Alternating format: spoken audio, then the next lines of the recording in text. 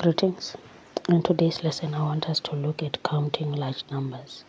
So what you have to note when you're dealing with counting numbers is that you can count it going forward or you can count it going backwards. So when you're counting a number going forward, we call it ascending order. So how do I count in ascending order? I am counting a number from the smallest to the biggest. So an example for counting forward can be us counting from 1, 2, let me just remove that, 3, 4, 5, 6, forward, and going on. And an example for us counting backwards, it can be us starting from 10, going to 9, going to 8, going to 7, going to 6, going to 5, going to 4, and onwards, going backwards. Okay, so an example that we have down here is 100005 is more than 99999. So down here I stated that it is more than 8 by 6. So what this means is that this 10005 minus 99999 is equal to 6, right? How are we counting this number? We are counting it going downwards or we are counting it backwards. Why? Because we are reducing the numbers. So the next one that I stated is 99999 is less than 100100. This means that 99999 is smaller than 100 by 101. So if I say 99999 plus 101, I'm going to find that this is equal to that. So it means that this number is less than that number by that number. So the first one, we were dealing with bigger than or what we call greater than. And on the second one, we were dealing with smaller than or what we also call less than. So another example down here states, when you subtract 100 from the following number, what will remain? So what am I supposed to do? I'm subtracting. What does subtracting mean? It means you are reducing. What are we reducing? We are reducing 100. So since I'm given 900 here and I'm supposed to reduce 100, what is gonna remain? So 900 minus 100 is equal to 800. Okay, the next one, it's 1580 minus 100 equal to. So if I'm minusing, it means that I'm going down. I'm counting backwards. Why? Because I'm moving from the biggest to the smallest. So if I say 1580 minus 100, what is gonna remain? 1480. Okay, and then you're done with that. Now we're moving to number 3.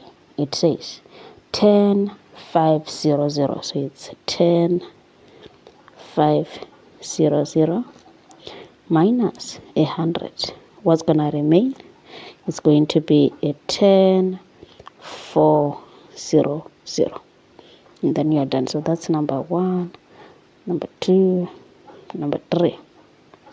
So number 4, we have a 75100. We are subtracting 100. What's gonna remain? 7500 will be remaining. I hope the first part is making sense. So now we are coming to the next one. So if you can see here, we were dealing with what? Subtraction. It means that we are coming from the biggest to the smallest. Why?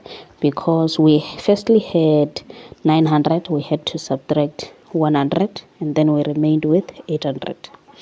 The next one was 1580 minus 100, which gave us a 1480.